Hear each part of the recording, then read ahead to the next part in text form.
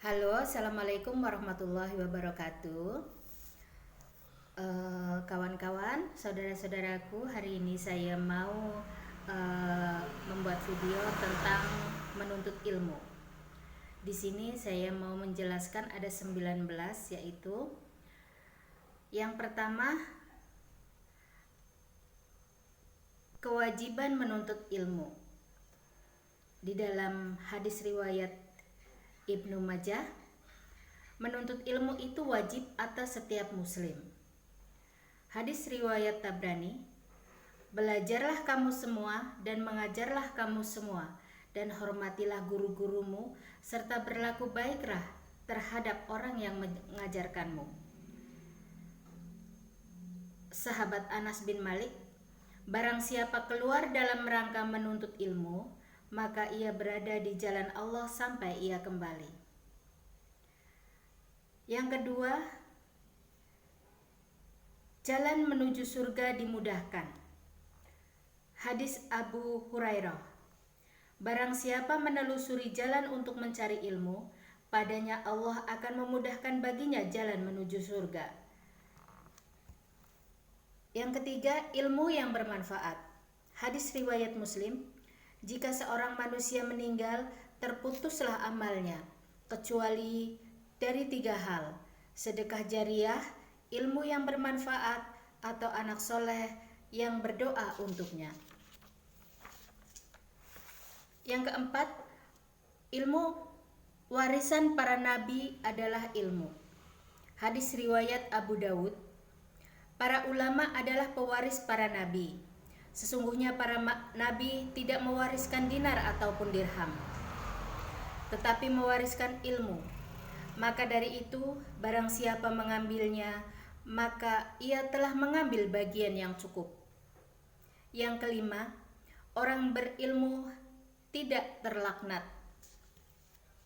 Hadis riwayat At-Tirmizi, ketahuilah bahwa sesungguhnya dunia itu terlaknat dan terlaknat pula isinya, kecuali berzikir kepada Allah dan ketaatan kepadanya, orang berilmu dan orang yang belajar.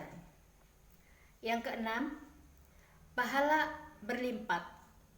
Hadis riwayat Muslim, siapa yang mengajak kepada petunjuk, maka dia mendapatkan pahala seperti pahala orang yang mengikutinya, tanpa mengurangi pahalanya sedikit pun.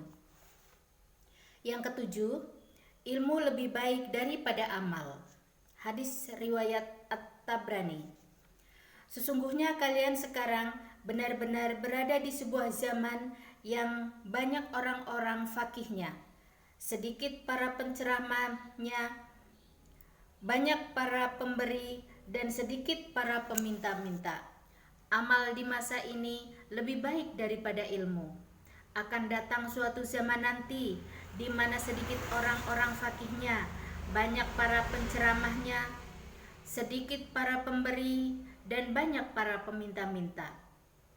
Ilmu di masa itu lebih baik daripada amal. Yang kedelapan, ilmu jadi amal jariah.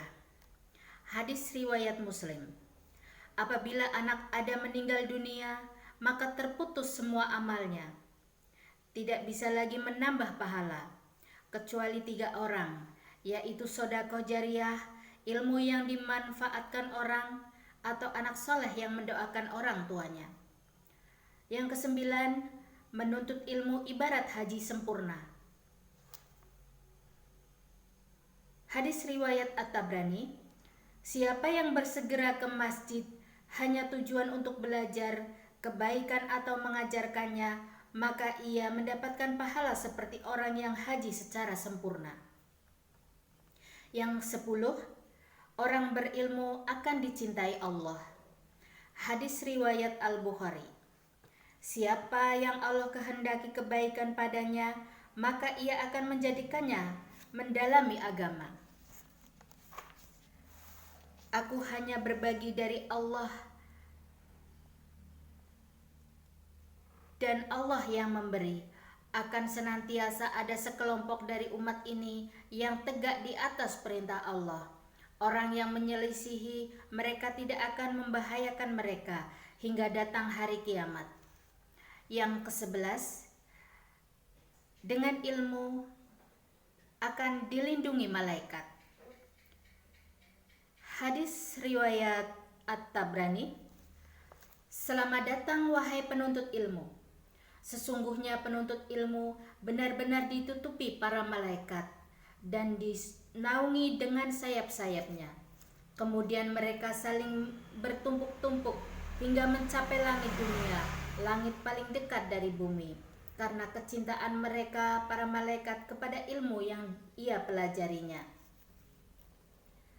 Yang ke-12, penduduk bumi dan langit memintakan ampun. Hadis riwayat At-Tirmizi. Sesungguhnya Allah, para malaikatnya, penduduk langit-langit dan bumi-bumi, hingga semut-semut yang ada di lubangnya, hingga ikan-ikan, benar-benar semuanya bersolawat memintakan ampun untuk orang yang mengajari kebaikan kepada manusia. Yang ke-13, wajah bersinar. Hadis riwayat At-Tirmizi. Semoga Allah menjadikan bercahaya seseorang yang mendengar hadis kami lalu menghafalnya hingga menyampaikannya kepada orang lain. Betapa banyak orang yang membawa riwayat fikih kepada orang yang lebih faqih darinya. Betapa banyak orang yang membawa riwayat fikih tetapi tidak faqih. Yang ke-14, mendatangkan berkah. Hadis riwayat At-Tirmizi. Ada dua orang bersaudara kakak beradik di zaman Nabi SAW, di mana salah satu dari keduanya senantiasa mendatangi Nabi SAW untuk mendengarkan hadis-hadisnya, dan yang lain sibuk bekerja. Lalu yang bekerja itu mengadukan saudaranya kepada beliau karena tidak ikut membantu dalam pekerja. Lalu beliau, Nabi SAW, menjawab, boleh jadi kamu diberi rezeki justru gara-gara saudaramu itu. Yang ke-15, orang berilmu pengganti Nabi. Hadis riwayat At-Tirmizi. Keutamaan ahli ilmu atas ahli ibadah seperti keutamaanku, kata beliau, atas orang paling rendah dari kalian, sahabat-sahabatnya. Yang ke-16, lebih tentram dengan ilmu. Hadis riwayat At-Tabrani. Belajarlah kalian ilmu untuk ketentraman dan ketenangan, serta rendah hatilah pada orang yang kamu belajar darinya. Yang ke-17, menuntut ilmu untuk ridha Allah. Hadis riwayat Abu Dawud. Barang siapa yang mempelajari ilmu yang dengannya dapat memperoleh keridhaan Allah Subhanahu wa Ta'ala, tetapi ia tidak mempelajarinya kecuali untuk mendapatkan kesenangan duniawi, maka ia tidak akan mendapatkan harumnya surga di hari kiamat nanti. Yang ke-18, dapatkan dunia dan akhirat dengan ilmu. Hadis riwayat Ahmad. Barang siapa yang hendak menginginkan dunia, maka hendaklah ia menguasai ilmu. Barang siapa menginginkan akhirat, hendaklah ia menguasai ilmu. Dan barang siapa menginginkan keduanya, dunia dan akhirat, hendaklah ia menguasai ilmu. Yang ke-19, pentingnya memiliki ilmu. Hadis riwayat Bukhari. Berilmulah sebelum kamu berbicara, sebelum kamu beramal, sebelum kamu beribadah atau beraktivitas. Maksudnya agar tidak keliru atau tidak salah-salah. Demikian video saya kali ini tentang ilmu dengan